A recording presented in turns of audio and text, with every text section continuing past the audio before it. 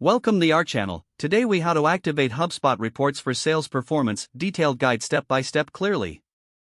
To activate HubSpot reports for sales performance, start by logging into your HubSpot account. Navigate to the dashboard using the main menu at the top. Click on Reports from the drop-down options.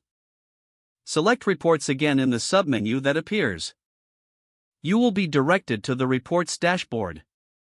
Here, locate the Create Report button on the right-hand side of the screen. Click on Create Report to initiate the report setup process.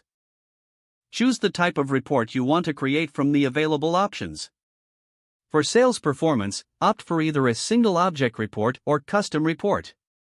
After selecting the report type, click Next to proceed. Now, you will be prompted to choose the data source. Select Sales Activities, Deals, or Sales Productivity, depending on your needs. Once chosen, click Next to customize your report.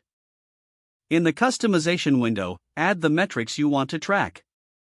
For sales performance, consider adding metrics like total deals closed or sales conversion rates. You can also use filters to narrow down your data. For example, you might filter by date range, deal stage, or sales rep. After setting your preferences, click Next to review your report. Ensure all the information looks accurate and meets your expectations. If satisfied, click on Save to store your report. You can now view your newly created report on the Reports dashboard. To schedule regular updates, return to your report and find the Actions drop-down. Select Schedule Email to set up automatic report sending. Fill in the required fields, including recipient emails and frequency. Once completed, click Schedule to finalize the setup. Your HubSpot reports for sales performance are now active and ready for use. If the page does not load, refresh the browser or try again in a private or incognito window. Make sure you are using the correct email address, then retype it carefully to avoid small typos.